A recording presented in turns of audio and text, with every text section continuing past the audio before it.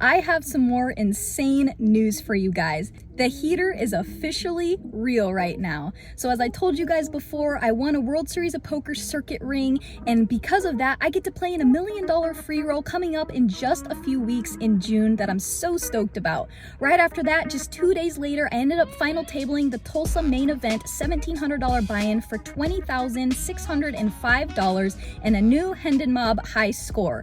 Right from there, I headed to Council Bluffs to play in a Run Good Poker series where I ended up in a $300 six max tournament, 140 people entered, and I got first place, no chop, for $9,779, and of course that heavy duty amazing Run Good ring that I absolutely love. Right from there, I headed straight to Choctaw where I jumped in a $400 satellite to try and get into the $3,800 main event.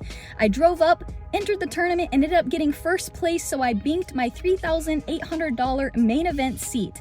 Sadly, I couldn't turn that into a cash. We busted out, but I headed straight from there to Austin to play in the Lodge Championship Series. The main event was a $3,000 buy-in, and unfortunately, I didn't cash that one either. But on the last day of the trip, there was a $500 50K guarantee ladies tournament. I ended up playing in that one, and I ended up in a 5-way ICM chop, and I took home a new high score for the Hendon Mob of $23,343. It has been such an amazing ride. I could not wait to share all this news with you of my new Run Good ring and this sick ladies tournament cash that I just had. So today I'm actually at a brand new poker room in Las Colinas called TCH Social. I've heard insane things about this room. I can't wait to check it out and of course vlog and get some good hands in.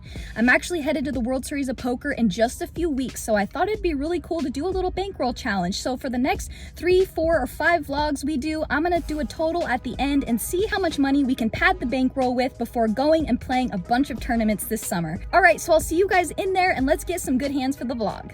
I'm finally getting to check out the brand new room TCH Social in Las Colinas, Texas, and immediately when I walked in, I was blown away. This room is absolutely gorgeous, immaculate, and the design is amazing. It makes you want to go in and play some poker. The tables, the chairs, the felt, the chips, everything about this room is absolutely beautiful and perfectly well done. Shout out to Texas Card House for putting together another state-of-the-art poker room. One of the things I'm personally most excited about for this new room is the kitchen and the bar. They have a full drink menu, cocktails, and of course a full food menu so you can grab food if you're feeling hungry, and from what I've tried so far, the food has been absolutely amazing. I can't wait to sit down and play some cards, so we're gonna head to the cage and grab our chips to play in this brand new 2-5 1500 max buy-in game. We're gonna be in for $1,000. Let's sit down and play some cards.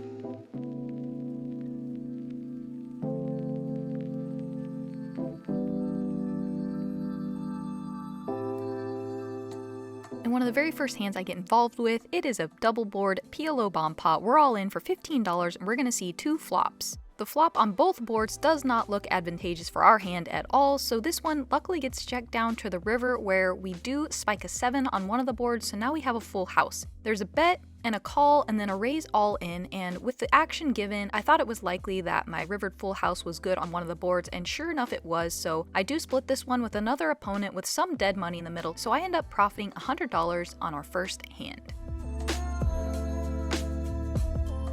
In this next hand, I feel like I played it very poorly, but I'm going to share it with y'all anyway in hopes to share a learning experience. There's a limp in the cutoff, and then the button, who's a very aggressive studied player, he raises to $25. I'm next to act and look down at king-queen offsuit in the small blind. In theory, this hand should just be 3-betting for a number of reasons. 1, there's a lot of dead money in there. 2, the player on the button could be raising such a wide range of hands. 3, we have blockers to strong hands like ace-king, kings, pocket queens, etc. And because we have king-queen offsuit, this hand doesn't play as well post-flop as if we had king-queen suited, so I think putting in a 3-bet here would be the best play. However, in the moment, I ignored all logic and went for the complete opposite thing and landed on a call. The big blind and the limper come along, so we're going to go 4 ways to a flop of 10-9-9 rainbow. The flop checks around and the turn is an offsuit 6. I check, the big blind now bets out for $50, everyone else folds, and now it's back on me. I think putting in a check raise in this spot would be nice. We can get hands like 6x to fold, some 10x hands, and maybe some draws that might start leading like queen jack. However, I do the opposite of the best decision here yet again, and I put in the call because we have 2 overs and a gut shot. The river's an offsuit too, so now we've landed on this river with king high, no plan, and we're completely lost. I check it over to him, he puts out another bet, and I don't want to compound my mistake by playing this hand pretty poorly as it is, so I put in the fold, and we're gonna learn from this one and move on to the next hand.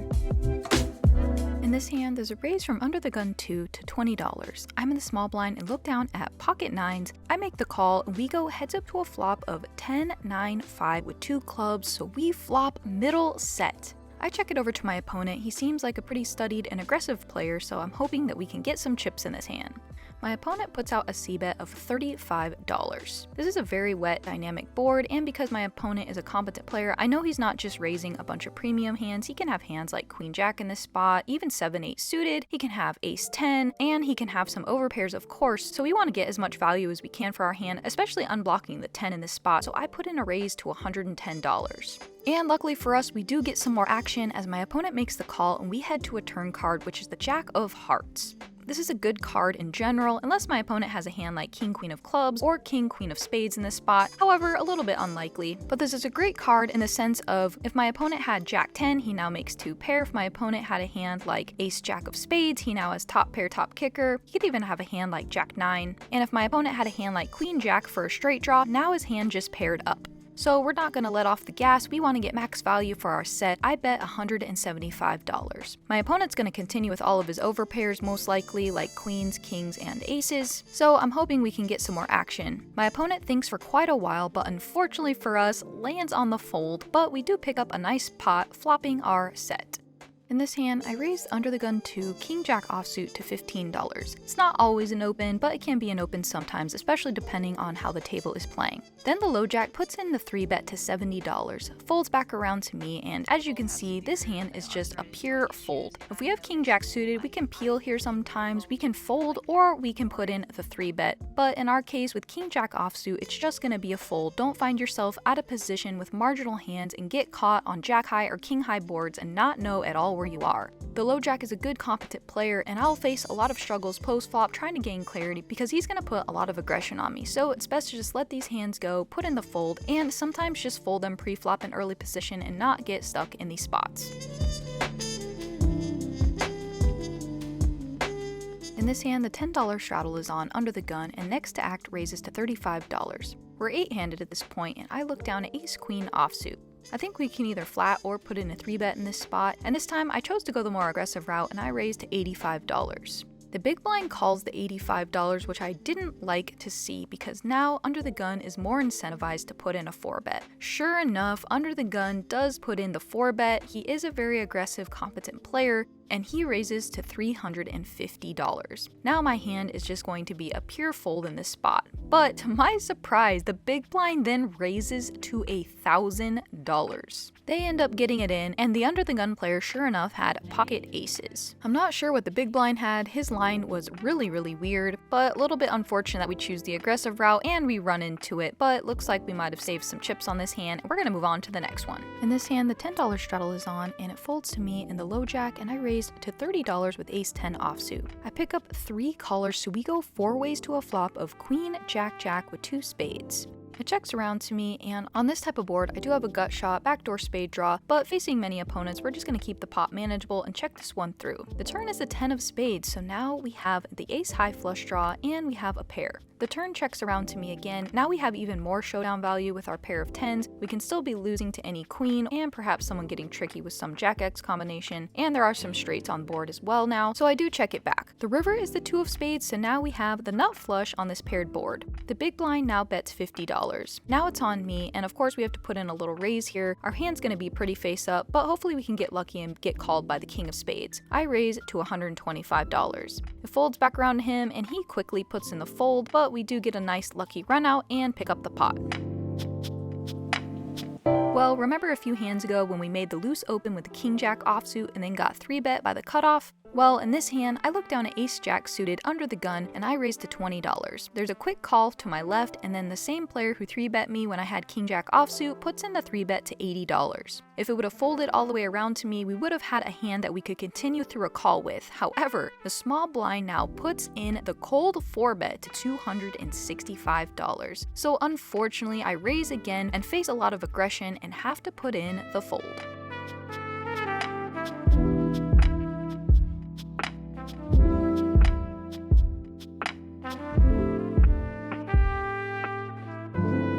In this hand, the $10 straddle is on, and I raise under the gun to $40 with ace-queen offsuit. I pick up 4 callers, so we go 5 ways to a flop of 9-8-5 with 2 clubs, and we completely miss. The flop checks over to me, and on this type of board, facing this many opponents, this board texture is definitely not one I'm going to continue betting on, so I put in the check. We head to a turn card, which is the deuce of spades, and it checks around again. The river is ace of spades, so now we have top pair queen kicker. At this point, I have to assume my hand is best as there was no bet on the turn, so I bet $75 as this pot was already pretty big pre-flop. Then the player to my left puts in a min click to $150. Folds around to me, and usually in this spot I'm beat. He most likely has 2 pair, a hand like ace-5 or ace-deuce for example, but just in case he's overvaluing a hand like ace-jack or ace-10, I'm gonna flick in the call and hope to win a small percentage of the time. However, at these stakes, putting in the min click, very unlikely I'm ahead, so I do put in the call, and unfortunately my opponent has ace-king, so he didn't 3-bet pre-flop and he just value owns me on the river. After that hand, I decided to move tables as I saw another table that seemed like there was a little bit more recreational players, as my table has gotten pretty reg heavy. I always try to make a point to go where I think I can make the most money, whether it be the 1-2 game, a 2-3 game, or a 2-5. In this situation, I saw a little bit better of a 2-5 game, so I hopped over to another table. In this hand, there's a limp from the cutoff, and I raised to $20 to isolate with pocket tens. Only he calls, so we go heads up to a 9-high flop, he checks, and on this type of board texture, it is pretty dynamic, especially for the player who limp called pre-flop. So on a 9-high board that's somewhat connected, we don't want to downbet our entire range, we're definitely going to have some mixes. And as you can see, pocket tens exactly wants to go half pot most of the time. Our hand does need protection because we don't necessarily want to see an ace, king, queen, or jack on the turn, so our hand needs protection as well as value, so we're going to go about half pot, and I bet $20. My opponent folds, and we take down the pot. In this hand, it folds all the way around to me in the cutoff, and I look down at ace-10 offsuit. This is good enough to put in the raise, so I make it $20. The button and the small blind calls, so we're going 3 ways to a flop of ace, ace, 4. So we flop ourselves trips. It checks around to me, and on this type of board, we're going to put in a down bet as I would with a lot of my holdings, so I bet $15. Only the button calls, so we're going heads up to a turn, which is a 7 of diamonds, bringing in a diamond flush draw. If we had some bluffs here, we would start sizing up, so I'm gonna go for a catch-all sizing, try to catch all flush draws, and if my opponent has an ace, it's most likely worse than ours, a hand like ace-9, ace-8, etc., because if he had a hand like ace-jack suited or better, I think we would have heard about it pre-flop, especially him being on the button, so I bet $60. Unfortunately for us, we don't get any more value out of our trips as our opponent folds, and we take down the pot. Alright, well, I didn't plan it this way, but the last hand of the night is gonna be the biggest pot I've played in quite a while, so you know what time it is, it's time to buckle up. There's a straddle to $10 under the gun, and the player to my right limps. I'm next to act and look down at pocket kings, I raise it up to $50. Seat 5 in the low jack, whose name is John, he puts in the call. The limper calls as well, so we're going 3 ways to a flop of queen 9-6 with 2 diamonds. The limper checks it over to me, and since we're multi-way here and out of position, I don't want to bet too large. Our hand is pretty vulnerable, but we do want to try and thin the field if we can and get some value for our hand, so I bet $55. My opponent in seat 5 then puts in the raise to $225. The original limper folds, and now it's back on me. I think my opponent can be doing this with a lot of hands that are worse than ours, for example like ace-queen offsuit, something like that. He can also just have a flush draw or a straight draw and trying to gain position in the hand. We don't have the king of diamonds, so we do unblock flush draws. I don't think there's anything else to do here other than go all in, because we started the hand with a little over $800. If we raise here, we get a lot of worse hands to commit their whole stack, so I'm all in. My opponent doesn't think very long before putting in the call, so now we're off to see a turn in a river in this almost $2,000 pot. Here's what happened. I show my hand and my opponent Mux, he said he had King Jack of Diamonds. My opponent was such a good sport, super nice guy, he's very fun to play with, he always has a very witty sense of humor that's always making the table laugh. It was so nice to meet you, John, thanks for being such a good sport, and he ended up leaving the table for a bit, came back, and ended up giving me one of his books that he wrote, and he signed it, and put our Kings versus King Jack suited hand in there and said, nice hand. So sweet, so thoughtful, thanks so much, John, and thanks for being a great sport about it. And we take down a very nice pot to end this session, and book a very nice profit. Alright, well that was a really good session we had to start this little stint of being home before I make the trek out to Vegas, and I'm gonna be there for a month and a half. We were in the game for $1,000, cashed out with $1,995 for a profit of $995. The session started off a little bit rough, but luckily we got that nice double up with the pocket kings, and I'm super stoked. I am heading out to Vegas shortly, but we're gonna play a few more cash sessions before I head out, and we're gonna track and see how much money we can make before headed to Vegas. While I'm there, I'm gonna be playing a bunch of tournaments, so padding the bankroll is always nice. I hope you guys enjoyed the vlog. If you did, would you do me a huge favor and go all in and like, comment, and subscribe? It would mean the world to me. We are just getting started. We have an entire summer of WSOP tournaments ahead. It's only up from here. I'll see you guys next time.